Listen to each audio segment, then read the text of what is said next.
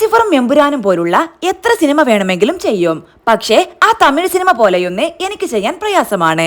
പൃഥ്വിരാജ് നടൻ, ഗായകൻ, നിർമ്മാതാവ് എന്നീ മേഖലകളിൽ തന്റേതായ കയ്യൊപ്പ് പതിപ്പിച്ചയാളാണ് പൃഥ്വിരാജ് സുകുമാരൻ.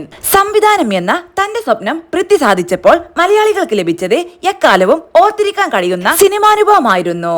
തന്റെ ഇഷ്ട നടനായ മോഹൻലാലിനെ മാസായും ക്ലാസായും അവതരിപ്പിച്ച ലൂസിഫർ ആ വർഷത്തെ ഏറ്റവും വലിയ വിജയമായി മാറി. ചിത്രത്തിന്റെ രണ്ടാം ഭാഗമായ എമ്പുരാൻ ഇൻഡസ്ട്രിയിലെ ഏറ്റവും ചെലവേറിയ ചിത്രമായാണ് ഒരുങ്ങുന്നത്. മലയാള സിനിമ ഇന്നേവരെ കാണാത്ത ആക്ഷൻ രംഗങ്ങൾ എമ്പുരാനിലുണ്ടെന്ന് ട്രെയിലറിൽ നിന്ന് വ്യക്തമാണ്. വൻ ബജറ്റിൽ വലിയ ആൾക്കൂട്ടങ്ങളുള്ള സിനിമകളായിരുന്നു എമ്പുരാനും ലൂസിഫറും.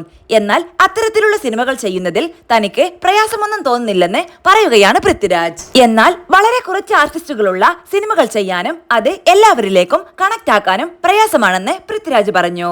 തമിഴിൽ തനിക്ക് ഒരുപാട് പ്രശംസ നേടിത്തന്ന ചിത്രമായിരുന്നു മൊഴിയെന്നും അതുപോലൊരു സിനിമ ചെയ്യാൻ തനിക്ക് പ്രയാസമാണെന്നും പൃഥ്വിരാജ് കൂട്ടിച്ചേർത്തു. പ്രധാനപ്പെട്ട 5 പേരിലൂടെയാണ് ആ സിനിമയുടെ കഥ പറഞ്ഞു പോകുന്നതെന്നും ഏത് കാലത്തും ആ സിനിമ എല്ലാവർക്കും വർക്കാകുമെന്നും പൃഥ്വിരാജ് പറഞ്ഞു. മൊഴി പോലെയൊരു സിനിമ ചെയ്യുക എന്നത് കടുപ്പമാണെന്ന് താൻ തിരിച്ചറിഞ്ഞത് ബ്രോഡാഡിയുടെ ഷൂട്ടിംഗ് സമയത്തായിരുന്നെന്നും പൃഥ്വിരാജ് കൂട്ടിച്ചേർത്തു. താൻ ഇതുവരെ ചെയ്തതിൽ ഏറ്റവും ടഫ് ആയിട്ടുള്ള സിനിമ ഏതെന്ന് ചോദിച്ചാൽ ബ്രോഡാഡി എന്നാകും ഉത്തരമെന്നും പൃഥ്വി പറഞ്ഞു. ബിഹൈൻഡ് വുഡ്സിനോട് സംസാരിക്കുകയായിരുന്നു പൃഥ്വിരാജ്. ലൂസിഫർ ആയാലും എമ്പുരാനായാലും ഒരുപാട് കഥാപാത്രങ്ങളുള്ള സിനിമയാണ്. 2 സിനിമയിലും ആയിരക്കണക്കിന് ജൂനിയർ ആർട്ടിസ്റ്റുകളുണ്ട്.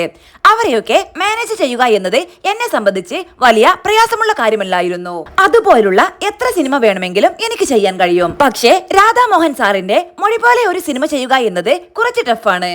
5 പേരാണ് മൊഴിയിലെ ഏറ്റവും പ്രധാനപ്പെട്ട കഥാപാത്രങ്ങൾ. അവരിലൂടെ അതിമനോഹരമായി അദ്ദേഹം ആ കഥ പറഞ്ഞിട്ടുണ്ട്. എത്ര കാലം കഴിഞ്ഞാലും ആ സിനിമ ആളുകൾക്കിടയിൽ സ്വീകരിക്കപ്പെടും. മൊഴി പോലെ ഒരു സിനിമ ചെയ്യാൻ പ്രയാസമാണെന്ന് എനിക്ക് മനസ്സിലായത് ബ്രോഡാഡിയുടെ സമയത്തായിരുന്നു.